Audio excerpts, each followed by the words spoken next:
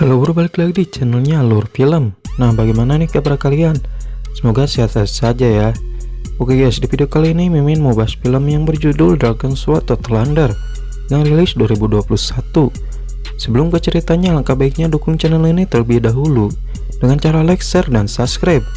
Tanpa berlama lagi, mari kita ke ceritanya.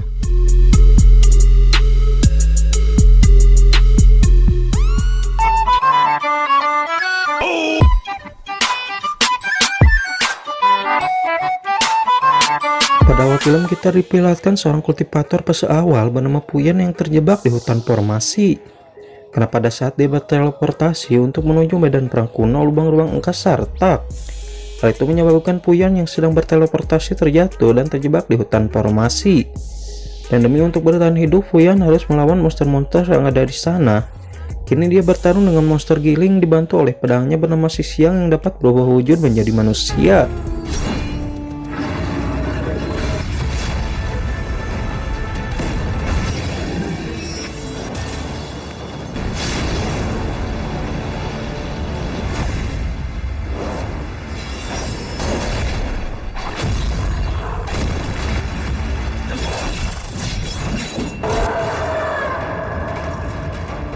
Berkat kerjasama mereka berdua akhirnya berhasil mengalahkan monster tersebut. Mereka berdua telah 1 bulan terjebak di hutan siluman, dan celakanya setelah membunuh monster tersebut, energi seperti Puyan bukannya semakin naik tapi malah semakin menurun. Putus asa karena tidak mendapatkan jalan keluar, tiba-tiba muncul roh pendekar dari dalam kalung giok Puyan yang mengaku bernama Tian Tian.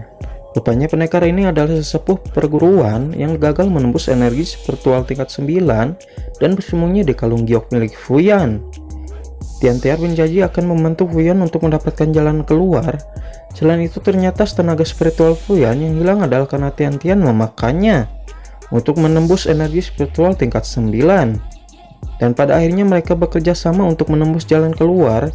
Setelah menjelajahi dan membuat titik peta wilayah hutan siluman, pada akhirnya mereka berhasil menemukan portal jalan keluar yang ternyata berupa mulut monster sang penjaga danau.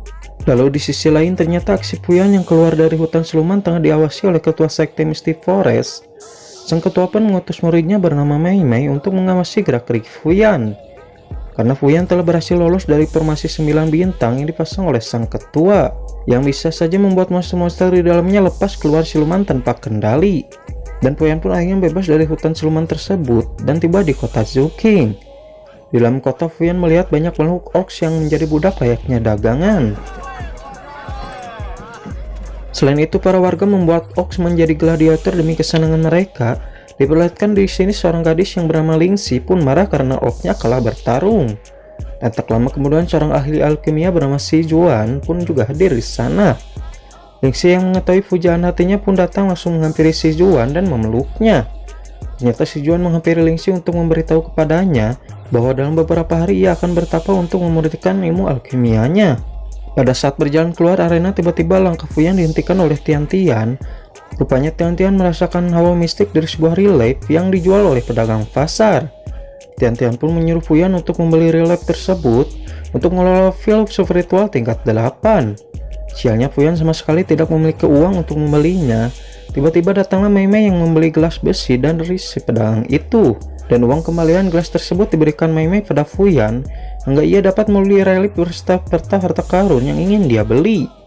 Merasa penasaran, Puyan pun mengejar Mei Mei dan mereka pun akhirnya berkenalan. Mei Mei pun bergurau dengan mengatakan untuk menemuinya di restoran Xie apabila sudah memiliki uang. Singkat cerita, Puyan telah berada di sebuah kuil yang sepi untuk melawan feel tersebut. Tapi sebelum itu, Tian Tian mengajari dasar-dasar pemurnian feel. Ia pun kemudian membantu Puyan memurnikan sebuah feel.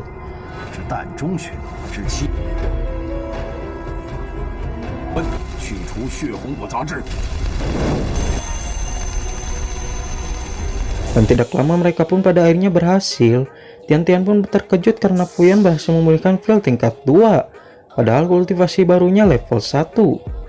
Setelah itu Tian Tian menyuruh Puyan keluar karena Puyan harus mempunyai konsentrasi yang tinggi dalam memurnikan feel keabadian tingkat 8. Saking dahsyatnya, seketika banyak petir menyambar kuil. Dari jauh Si Juan yang juga memulihkan feel spiritualnya sangat kaget akan energi dahsyat tersebut. Kejadian itu pun rupanya memancing 4 master alkimia untuk datang ke tempat Tian-Tian dan berniat untuk merebut pil tersebut. Dan usaha mereka rupanya dihalangi oleh Fuyan yang berada di kuil, sehingga terjadilah pertarungan tidak seimbang yang membuat Fuyan pun terpental.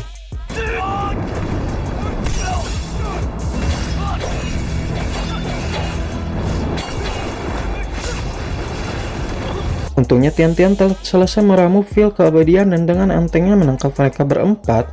Meskipun berteriak meminta ampun, Tian-Tian tetap melenyapkan mereka semua dan kemudian pun kembali ke Giok Fuyan. Keesokan harinya saat berjalan-jalan di kota, tanpa sengaja Fuyan melihat pengumuman bahwa restoran Xie sedang mencari pengawas logistik. Seketika itu Fuyan teringat oleh Mei dan langsung mendatangi restoran untuk melamar menjadi pengawas logistik. Saat bertemu pemilik restoran, sang pemilik langsung menerima Fuyan dan tanpa waktu lama ia pun mulai dipekerjakan. Sialnya pekerjaan pengawas logistik cuman kedok dan rupanya Fuyan dijadikan tukang DJ. Hari-hari berganti dan Fuyan pada akhirnya mempunyai kesempatan bertanya Mei. Tanpa sengaja Fuyan menyaksikan Mei yang sedang bertapa untuk naik kultivasi yang lebih tinggi. Sisian lalu memberitahu Fuyan bahwa aura kultivasi Mei terganggu oleh energi iblis, sehingga Sisian pun menjelma menjadi manusia dan membantu Mei. Mei yang telah pulih kemudian mengucapkan terima kasih kepada Fuyan. Setelahnya Fuyan pun berniat membayar hutangnya tempo hari. Namun Mei tidak mau menerimanya dan Fuyan pun akhirnya pamit meninggalkan Mei. Sementara itu diperlihatkan sang pemilik restoran yang ternyata adalah ayah Lingxi sedang mengobrol bernama Si Juan. Ayah Lingxi rupanya mendesak Si Juan untuk segera menikahi Lingxi, namun keinginannya ditolak oleh Si Juan. Si Juan mengatakan bahwa ia ingin menghabisi masa mudanya untuk mengejar kultivasi alkimianya. Tiba-tiba datanglah pelayan orc yang membawakan semangkuk sup yang tidak sengaja tumpah di baju Si Juan. Si Juan pun sangat marah dan menyuruh sang pemilik restoran untuk memusnahkan si orc ini. Untung saja usahanya untuk menusuk si orc tersebut dihalangi oleh Fuyan. Hingga Si Juan tidak terima dan menantang Fuyan, kekuatan spiritual keduanya pun beradu hingga mereka pun masuk ke dalam alam kultivasi. Pertarungan pun tidak terhindarkan antara Fuyan dan Si Juan.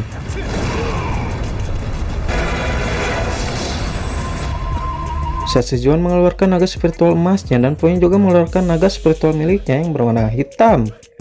Dalam pertarungan tersebut Si Juan harus menerima kekalahan yang membuatnya terluka dalam. Fuyan pun menyuruh si orc untuk pergi sementara Fuyan kembali mencuci piring di restoran. Keesokan harinya Mei menemui Fuyan di restoran. Mei rupanya memberitahu Fuyan bahwa ada sebuah relic bernama buah bodhisattva yang dapat membantunya keluar dari kota Suking dan kembali ke alamnya. Ia pun menaruhkan diri membantu Fuyan untuk mendapatkan buah tersebut. Dan tanpa sengaja Fuyan berhasil mendengar pembicaraan Si Juan dan Lingxi yang ternyata juga mengincar buah bodhisattva untuk mengelola field eternity yang dapat membuat seorang hidup abadi. Selain itu, untuk menyempurnakan field eternity, Si Juan harus memusnahkan 10.000 orc sebagai salah satu syaratnya. Dan Fuyan pun sangat marah dan bersumpah tidak akan membiarkan hal itu terjadi. Keesokan harinya Fuyan dan Mei bergegas ke Pulau Gersang Timur untuk mengambil buah bodhisattva. Tanpa diduga gerak-gerik mereka telah diincar oleh mata-mata yang melaporkan pergerakan mereka pada Si Juan. Lalu Si Juan pun tak tinggal diam, ia pun memakai fil iblis untuk meningkatkan kultivasinya ke tingkat dewa untuk memusnahkan Fuyan yang menghalangi jalannya. Tibalah mereka di tepi danau tempat menyeberang ke Pulau Gersang Timur. Di sana rupanya telah berkumpul banyak orang yang mengincar buah bodhisattva, namun tidak berani menyeberangnya karena tahu akan bahaya pulau tersebut. Tiba-tiba datang Si Juan ke tepi danau hingga membuat takjub semua orang yang merasakan peningkatan kultivasinya yang amat pesat. Tanpa ragu Si Juan mencari yang pertama menyeberang ke Pulau Gersang Timur.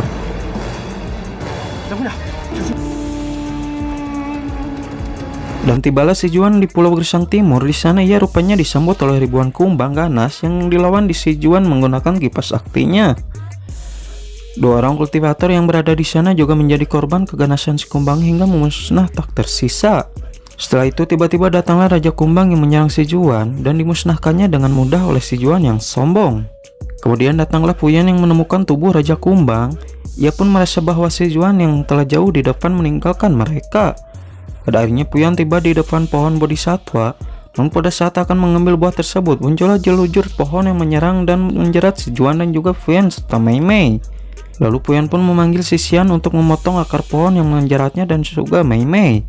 Gerakan kilat pedang Sisian ternyata juga berhasil memangkas jatuh buah bodhisattva hingga jatuh ke tangan Fuyan dan pohon bodhisattva pun pada akhirnya meruntuh.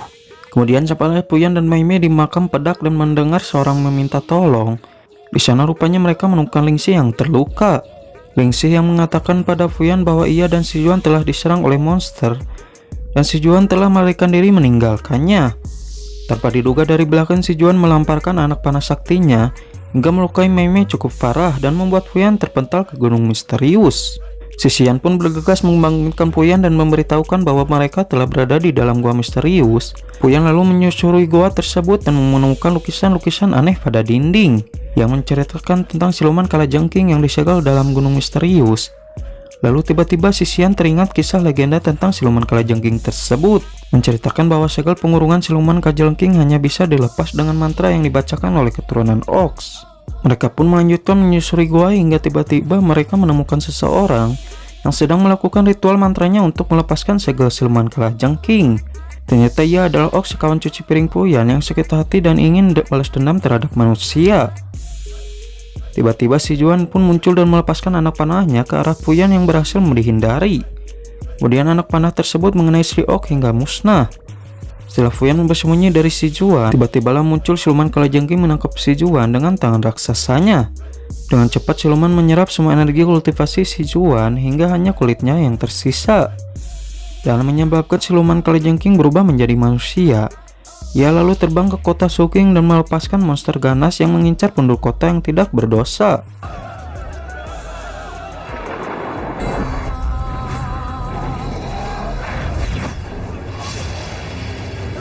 Kemudian datanglah Fuyan bersama si Xian untuk melawan siluman kalajengking tersebut. Siluman kalajengking yang melihat Fuyan tentu saja berusaha memburu Fuyan. Hingga pada akhirnya para penduduk kota banyak yang menjadi korban bola api siluman kalajengking. Melihat itu Fuyan pun mengeluarkan tenaga dalamnya untuk menahan bola-bola api raksasa tersebut.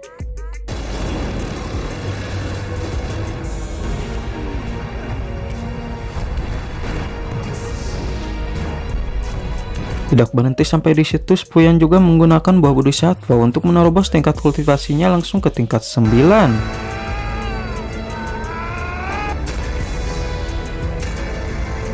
Sang ratu yang melihat lawannya bertambah kuat, kemudian merubah menjadi monster ganas yang di bawahnya menjadi kalajengking raksasa. Tidak tinggal diam, Fuyan kemudian mengeluarkan naga hitam raksasa yang kemudian bertarung melawan kalajengking raksasa itu.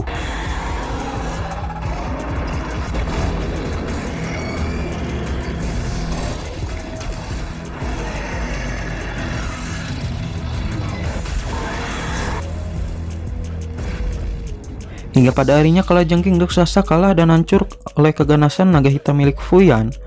Atau kalajengking yang marah kemudian mengeluarkan jurus iblis penghancur roh yang membuat Fuyan kewalahan melawan serbu iblis. Tiba-tiba tiang-tiang keluar dari dalam giok Fuyan dan membentuk Fuyan untuk mengajar dan mengalahkan ratu kalajengking.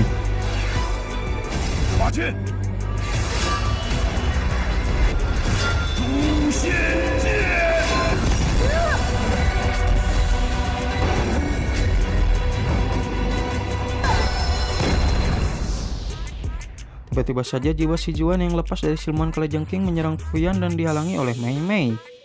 Untung saja Tian-Tian membawa pil keabadian tingkat 8 yang diraciknya dan menyelamatkan Mei Mei. Keesokan harinya suasana kota telah kembali pulih. Para orc dan manusia pun hidup berdampingan.